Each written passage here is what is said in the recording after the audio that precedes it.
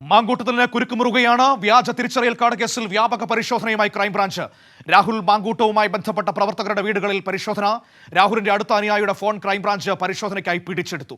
വിവരങ്ങളുമായി സുജു ടി ബാബു ഇപ്പോൾ ചേരുകയാണ് പത്തനംതിട്ടയിൽ നിന്ന്. സുജു, അതായത് ലൈംഗിക പീഡന ആരോപണങ്ങൾ, ആക്ഷേപങ്ങൾ ഒരു ഭാഗത്ത് നിൽക്കുന്നു, അതിന്റെ അന്വേഷണം നടക്കുന്നു.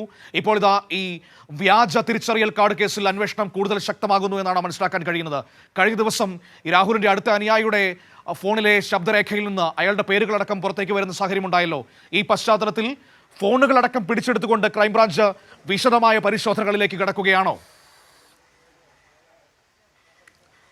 മനു, തീർച്ചയായും അതിലേറ്റവും പ്രധാനപ്പെട്ട കാര്യം ഈ കൂടുതൽ ശക്തമാകുന്നുള്ള പത്രപ്രയോഗം സത്യത്തിൽ നമ്മൾക്കത് ഒഴിവാക്കുന്നതാണ്. കാരണം ക്രൈംബ്രാഞ്ച് അന്വേഷണം ശക്തമായിരുന്നു ഈ രാഹുലിൻ്റെ വ്യാജരേഖ ചമയ്ക്കലുമായി ബന്ധപ്പെട്ട കേസിൽ. കാരണം കഴിഞ്ഞ കുറേ നാളായി ഇതുമായി ബന്ധപ്പെട്ട ഈ ID കാർഡുമായി ബന്ധപ്പെട്ട ഈ നിരപരാധികളായ അല്ലെങ്കിൽ ഇരയാക്കപ്പെട്ട ചില ആളുകളുടെ ID കാർഡ് വ്യാജമായി നിർമ്മിച്ച് വോട്ട് ചെയ്തെന്നുള്ള കേസ്. അതിൽ വ്യാജമായി നിർമ്മിക്കപ്പെട്ട ഐഡികൾ, അതിൻ്റെ യഥാർത്ഥ ID ആളുകളെ വിളിച്ചും അവരെ വിളിച്ചു വരുത്തിയൊക്കെ തന്നെ ക്രൈംബ്രാഞ്ച് മൊഴി രേഖപ്പെടുത്തുന്നുണ്ടായിരുന്നു. അക്കാര്യത്തിന് വിവരം നമുക്കും ലഭ്യമായിട്ടുണ്ടായിരുന്നു. അത്തരത്തിൽ അന്വേഷണം പുരോഗമിക്കുമായിരുന്നു. ഇപ്പോൾ അതിൻ്റെ ഒരു പ്രധാനപ്പെട്ട ഘട്ടത്തിലേക്ക് ക്രൈംബ്രാഞ്ച് എത്തി നിൽക്കുകയാണെന്നാണ് ഏറ്റവും പ്രധാനപ്പെട്ട കാര്യം. അതിൻ്റെ ഭാഗമായിട്ടാണ് ഇന്ന് പത്തനംതിട്ടയിൽ രാഹുലിൻ്റെ ഏറ്റവും അടുത്ത അനുയായികളുടെ വീടുകളിൽ പോലീസ് പരിശോധന നടത്തുകയും മൊബൈൽ ഫോണുകളും പിടിച്ചെടുത്തിരിക്കുന്നത്. അതിൽ KSU ജില്ലാ സെക്രട്ടറി നുബിൻ ബിനുവിൻ്റെ മൊബൈൽ ഫോണാണ് ക്രൈംബ്രാഞ്ച് പിടിച്ചിരിക്കുന്നത്.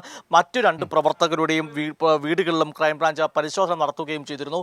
ഇന്ന് രാവിലെയാണ് ക്രൈംബ്രാഞ്ച് സംഘം തിരുവനന്തപുരത്ത് നിന്നെത്തി ഈ മൊബൈൽ ഫോൺ പിടിച്ചെടുക്കുകയും വീടുകളിൽ പരിശോധന നടത്തുകയും ചെയ്തിരിക്കുന്നത്.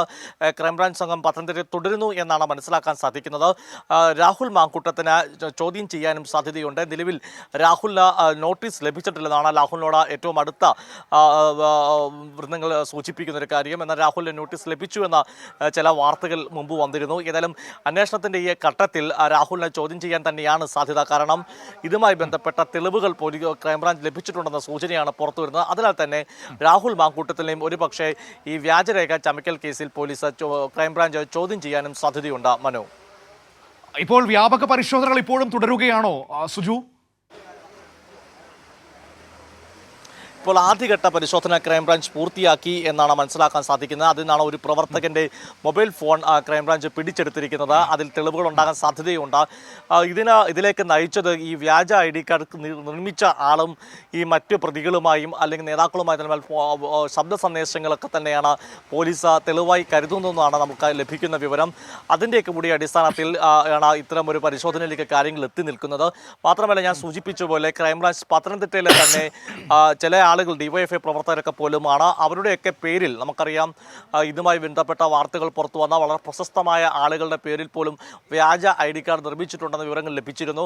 അത്തരത്തിൽ ഇവർ വ്യാജമായി നിർമ്മിച്ച തിരിച്ചറിയൽ കാർഡിൻ്റെ യഥാർത്ഥ ഉടമകളായ ചില DYFI പ്രവർത്തകർ ഉൾപ്പെടെയുണ്ട്. അവരെയെല്ലാം തന്നെ ക്രൈംബ്രാഞ്ച് വിളിച്ചു വരുത്തുകയും സംശയ ദൂരീകരണം നടത്തുകയും മൊഴിയെടുക്കുകയും ചെയ്തിട്ടുണ്ട്. അത് നേരത്തെ തന്നെ കഴിഞ്ഞ കുറേ നാളുകളായി ഈ സംഭവം നടക്കുന്നുണ്ട്. അതിൻ്റെ തുടർച്ചയായിട്ടാണ് ഇപ്പോൾ ഇത്തരം ഒരു അന്വേഷണത്തിൻ്റെ ഒരു ഘട്ടത്തിലേക്ക് കടന്നിരിക്കുന്നത്.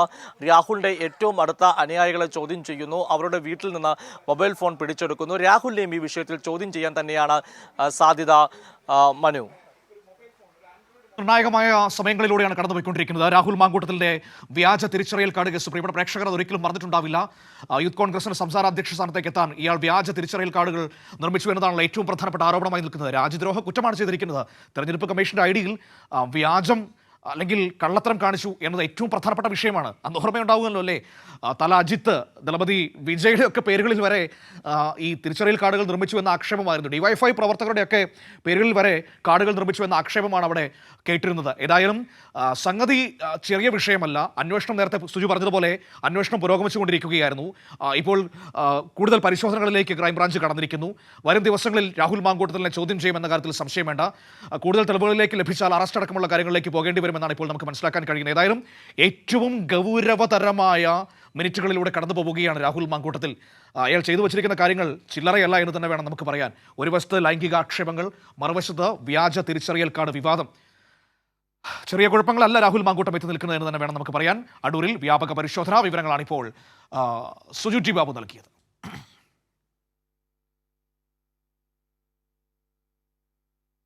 മറ്റു വാർത്തയിലേക്ക്.